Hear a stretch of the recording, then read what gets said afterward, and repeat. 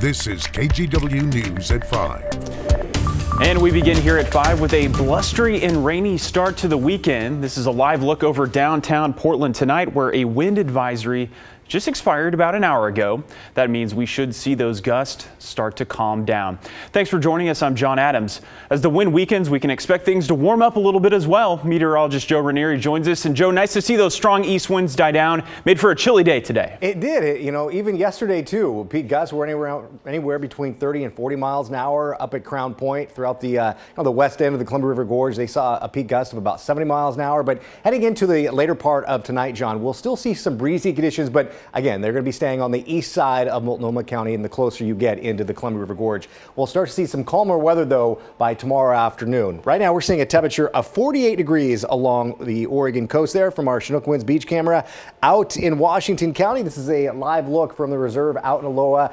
Still picking up some spotty showers, and that's going to continue the rest of your Saturday night. We're seeing temperatures in the low 40s, and again, the winds are still coming in from the east, but a lot calmer from what we were seeing just a couple of hours ago. So the winds back off tonight. Showers continue tonight and into tomorrow. Again, we're going to be seeing some kind of a drippy start to your Sunday morning tomorrow, but I'm expecting by early part of the afternoon to usher in some drier weather. It's going to be more partly sunny skies by the later part of the day. Snow showers will continue throughout the Oregon Cascades late tonight and into tomorrow, especially throughout the central and eastern side of the state. Now, I'm not forecasting a lot in terms of snowfall, but that winter weather advisory is in place throughout parts of the mountains. Not only are we going to be seeing some light snow showers, it's the freezing rain, which is really why the advisory is in place. I'll talk more about that in just a few minutes. All right, Joe, thank you. Well, the health news now. The CDC says Americans no longer need to stay home for 5 days after testing positive for COVID-19. This now aligns with the guidance for avoiding other respiratory illnesses like RSV and the flu. Sydney Dorner looks at the impact here in the Northwest. Oregon Health Authority lifted their COVID-19 guidelines on isolation back in May 2023. OHA says with less severe cases, less transmissions, and more people vaccinated, it's just what made sense. The CDC is acknowledging how much our approach to COVID-19 has evolved, admitting most people walking around already have some type of immunity. In their new guidance, they say it isn't necessary for someone with COVID-19 to stay home for 5 days, a policy Oregon Health Authority adopted in May 2023. We're seeing a lot less severe disease than we had early on in the pandemic. And given the amount of people who are vaccinated already or had recovered from COVID-19 or both and had some level of immunity, so that contributed to our decision back in May. The CDC and OHA recommend people now look at symptoms to determine when it's time to go outside. With the new approach, people don't need to stay home if they are fever-free for 24 hours without medication and have mild or improving symptoms. COVID can be unpredictable, but we're so far seeing a slow, steady decline, and that the variants that have emerged over the last couple of years, our vaccine works to protect them. So COVID is coming down. Influenza is coming down, and RSV is coming down. To keep this immunity up, Oregon Health Authority says it's important people stay up to date on vaccinations, especially when it comes to kids in schools. Today, Multnomah County held a free catch-up clinic for children still needing their immunizations at David Douglas High School. If they don't meet this requirement by February 21st, they will be turned away from all schools or daycares. We want to make sure that our communities are protected, so we want to have very low barrier access to vaccines that are needed. And so we don't check for insurance. We have a great supply of vaccines available for anybody who needs it. For parents who missed today, you still have another chance to get your child up to date on vaccines. On February 21st, Multnomah County will hold their final immunization clinic with Care Oregon Boys and Girls Club in Rockwood from 8:30 to 12 p.m. Sydney Dorner, KGW News. A potential tragedy was avoided in Hazel Dell when a car hit an ambulance, causing it to roll over. Now, this happened late last night as the ambulance crew was responding to a call with its lights and sirens on. The ambulance was hit as it went through an intersection. Luckily, nobody was seriously hurt, and the ambulance did not have a patient on board at the time. Police are investigating the crash. In national news, a firefighter is dead after an explosion at a home in Sterling, Virginia. He's identified as 45-year-old Trevor Brown. The explosion happened last night and started with a call about a natural gas smell. Several firefighters were trapped in the debris and needed to be rescued. In all, one person was killed, 11 were hurt. Several neighbors say their homes were also damaged. I was sitting in my room and I literally thought somebody hit the side of my house. Something hit the side of my house. I didn't know what it was. It shook the whole house. Everybody ran out of the house. They were scared. I didn't know what happened.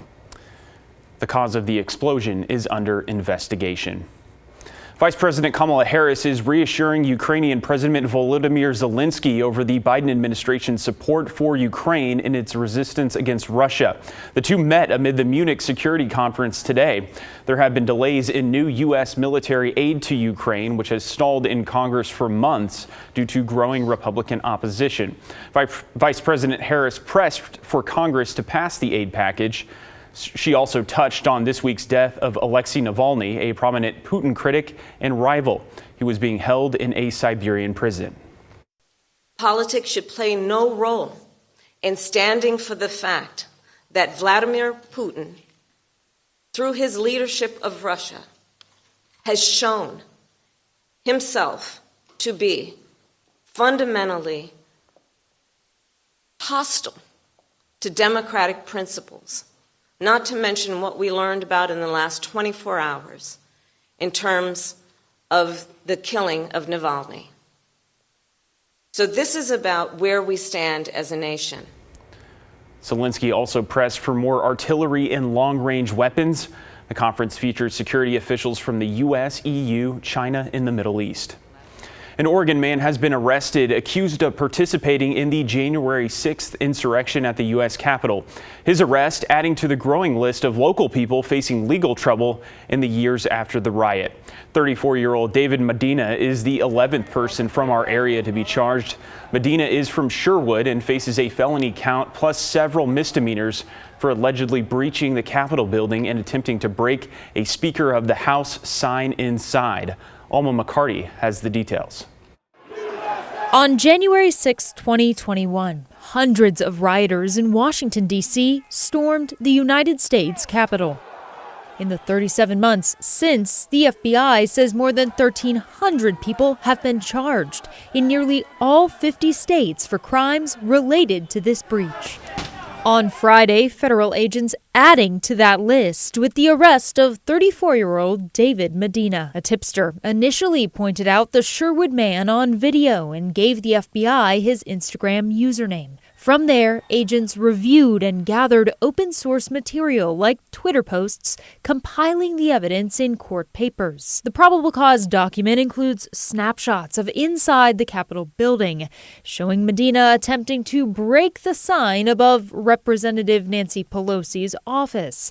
Agents also detail how Medina looks directly into the camera, allegedly saying, "We were normal, good, law-abiding citizens, and you guys did this to us. We want our country back." Additional evidence, like the screenshot of this surveillance, shows Medina waving an ornate American flag. There's also 7 pages of text messages from an FBI-executed search warrant on Medina's phone. In them, he discusses plans to head from Oregon to D.C., and he tells a friend they should be storming the Capitol building and governors' houses armed and ready to take over. The probable cause document also highlighting that Medina appears to make light of his participation in the riot on social media, using the hashtag FBI's favorite citizen.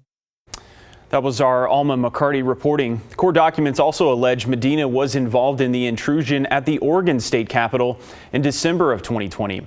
Medina made his initial appearance in U.S. District Court on Friday. We've reached out to his lawyer but haven't heard back yet. His next appearance will be in 2 weeks.